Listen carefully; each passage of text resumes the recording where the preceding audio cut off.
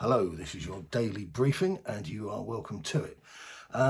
Gareth Southgate has entered into the swirling disinformation that is surrounding Tottenham Hotspur these days and suggested that he is highly sceptical that a deal for Harry Kane will be done until after the Euros, which I just find utterly bizarre. If he's going, and I think he is going, most of the work's already been done. And the remaining, the fingernails down the chalkboard, I don't want to go, will be coming from the boardroom at Tottenham. And the idea that, everything's on hold because the players are away and their minds are somewhere else, they'll still have phones. Harry's brother, Charlie, is his agent. He's not in a solitary confinement in Broadmoor. So the deal will get done, and I'll repeat for the umpteenth time, I think the onus of responsibility is upon the seller to get their job done. It's like a chain in a house. Oh yeah, I'll take the house, fantastic. When can I move in? Oh well, I've got to go and look for a place in my own there. Doesn't work like that. Does not work like that. So is Harry Kane going? Well, Dane Scarlett might be able to be somebody who could give us a clue there. He posted a photograph of the shirt that Harry autographed for him very nicely. Keep working hard, mate, ! Best wishes, Harry. Not exactly the sort of comment or thing you leave on a card or a gift if it was somebody you're going to see next week. Keep working hard, mate. That's a bit like keep working hard in my absence. Yeah? Okay, you still don't believe me. Well, Tottenham have pulled the plug on the post. They've deleted the photograph. So clearly there was an issue. I'd say the issue was that that gave too much of the game away. Random football manager generating app alert. Today it's Conte. I don't see him coming. Conte is just like out the same box as Mourinho and a whole host of others. I don't know what the answer is. I was niggled by somebody I worked with the other day, who said I was being, put a bit like politician-like and wouldn't just give him a name. And my answer to him, my answer I gave to him was the truth. And until Levy sorts his act out, lets a manager off the leash, trusts somebody, then it's academic. It is absolutely academic. Interesting tidbit of the week. A source close to the club tells me that Max Aarons of Norwich City was at the players' end of season lunch on Tuesday. I bet that was a fun event, a wake without booze.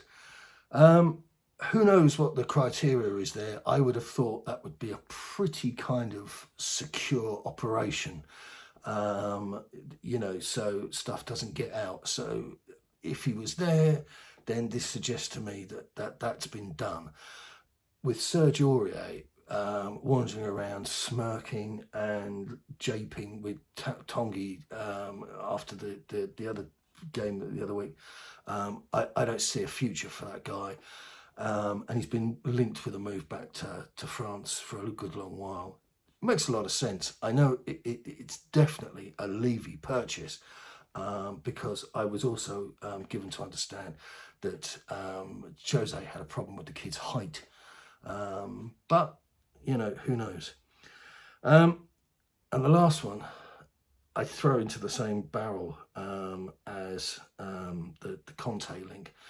And this is the business of Zaha has been linked with Spurs again.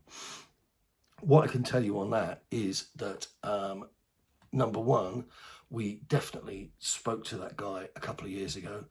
We definitely thrashed out some personal terms. There was that kind of dialogue went on, and then nothing happened. That happens quite frequently in football, so it's not like something went hugely wrong. But I think, I don't want to use the word coward, be more respectful. But I think Zaha was psychologically damaged by his abortive loan or deal or whatever it was at Manchester United. Didn't work out for him. I think that really hurt him. I think this business of being a big fish in a slightly smaller pond works very well for him.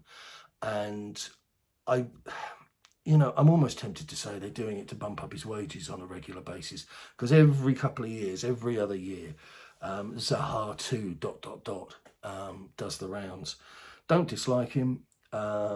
Palace fans are immensely protective of him and some of their other players, perhaps all of their players. I don't want to get drawn into that. Got a few sneer type comments about Graham Potter yesterday. Look, as I said to one guy I replied to, nothing personal with Potter. That's a good title for a comedy show, isn't it? But anyway, nothing personal with the guy. But I like to deal in actualities and realities. He finished at just outside the relegation zone. And it's a bit like saying, well, my Aunt Dolly, she can't drive. But I firmly believe that with the right tuition and the right car, she could become a Formula One winner. Maybe she could. Maybe you could put Potter into Real Madrid and he would take them to yet another level of ecstasy, footballing ecstasy. But the reality is, it hasn't happened. So whilst people, I understand fans wish their players well, but just, don't be so touchy, because you could wander inadvertently into the land of the nut job. And that's never a good look. Okay, that's it. I don't think we're going to have any more today. It's a bit thin on the ground. But good luck. Speak to you soon. Keep it time.